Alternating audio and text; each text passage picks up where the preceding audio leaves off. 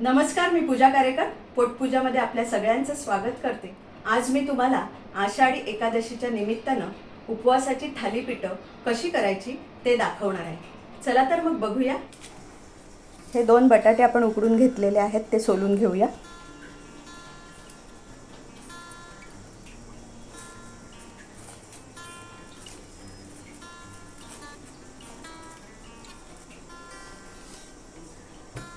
आता हे बटाटे आपण बाजूला ठेवूया।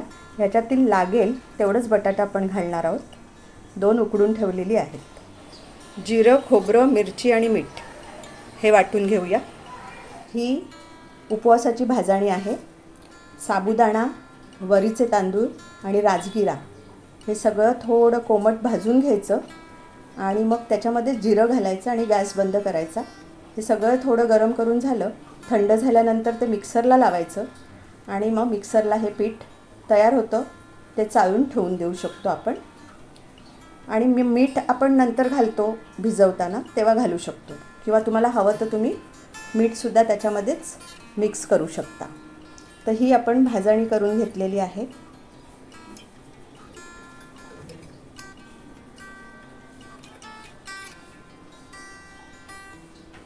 हे साधारण 2.5 वाट्या पीठ मी घेतलेलं आहे। त्याच्यामध्ये आता आपण काय घालायचं ते पाहूया। आता आपण ही जी चटणी वाटून घेतलेली आहे, हिरवी मिरची, खोबरं, मीठ आणि जिरं, ती थोडी घालून घेऊया।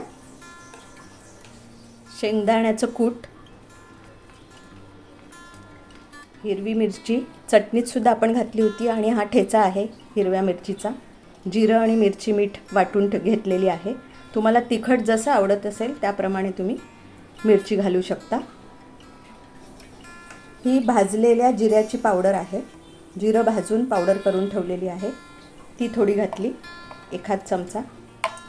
आता हा उकडलेला बटाटा आहे तो आपण किसून घेऊया।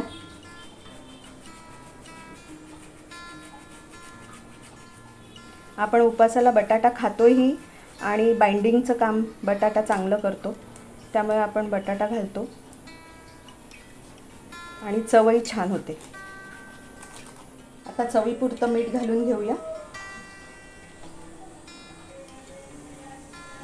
आता आपण हे पीठ भिजवून घेऊया।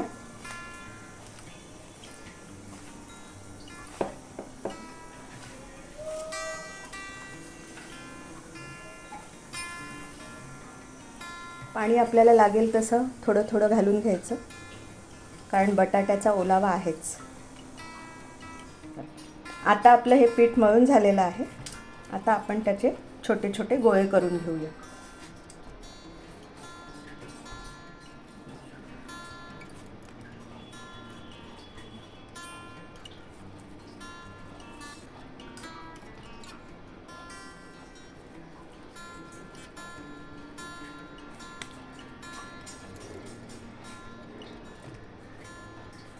आता आपण हे थालीपीठ थापून घेऊया। याच्यावर तुम्ही हातानेही थापू शकता आणि साजूक तूप जे आपण घरी बनवलेलं असतं ते तुम्ही वापरू शकता।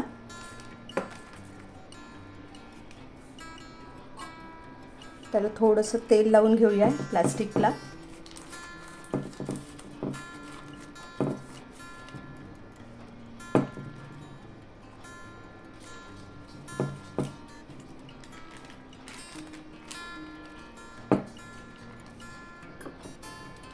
एकदा दाबून बघायचं, परत गरज भासल्यास पुन्हा एकदा थोडं दाबायचं। अंदाज घेत ठरवायचं आपल्याला किती जाडं किंवा पातळ हवं आहे, त्याच्याप्रमाणे तुम्ही दाब देऊ शकता। आता इथे थोडं जाडसर वाटतंय, ते मी जरा दाबून घेते।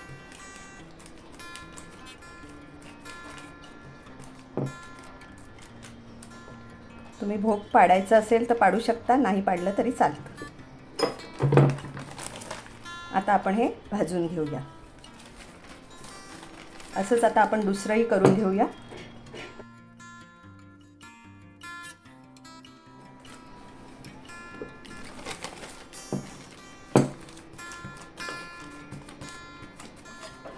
थोडंसं साजूक तूप घालून घेऊया। तुम्ही तेलात सुद्धा करू शकता, कारण तेल नाहीतरी शेंगदाण्याचंच असतं आणि शेंगदाणे आपण उपवासाला खातो. तर तुमच्याकडे जी पद्धत असेल, खोबरेल तेल, शेंगदाण्याचं तेल किंवा साजूक तूप, शक्यतो आपण उपवासाला साजूक तूप जे घरी बनवलेलं असतं तेच वापरतो.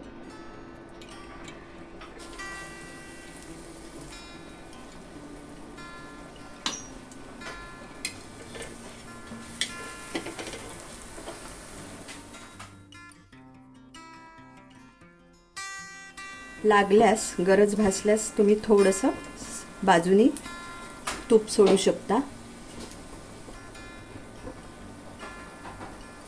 तुम्ही हे डीप फ्रायसुद्धा करू शकता, पण मग खूपच तेलकट तुपट पदार्थ होतात उपवासाच्या दिवशी, म्हणून थोडं थोडं तूप घालून आपण हे भाजून घेतो. आता हे झालेलं आहे, आपण काढून घेऊया आणि दुसरं असंच भाजून घेऊया.